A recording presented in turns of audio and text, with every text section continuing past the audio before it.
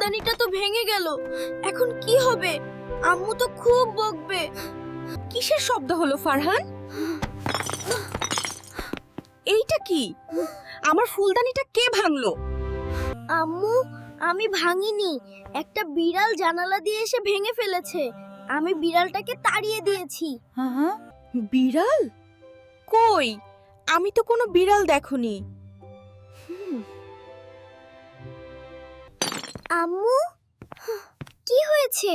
ফুলদানিটা কিভাবে ভাঙলো? ফারহান তো বলল একটা বিড়াল এসে ভেঙে ফেলেছে।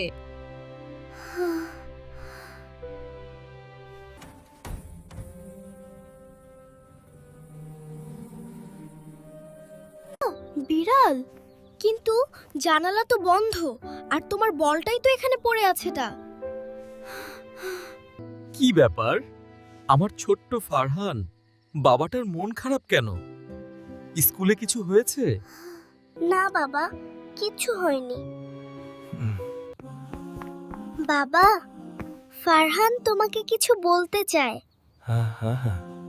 বাবা, আম্মুর ফুলদানিটা আমিই ভেঙেছি। বল খেলতে গিয়ে লেগে গেছে।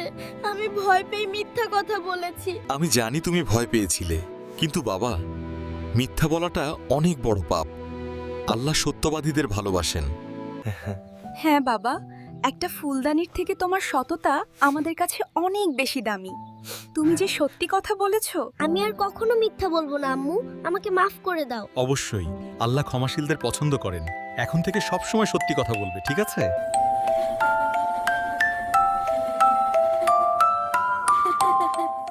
ছোট্ট বন্ধুরা, তোমরা যদি আরো মজার মজার শিক্ষণীয় ভিডিও পেতে চাও তাহলে আমাদের চ্যানেলটিকে সাবস্ক্রাইব করো। আসসালামু আলাইকুম।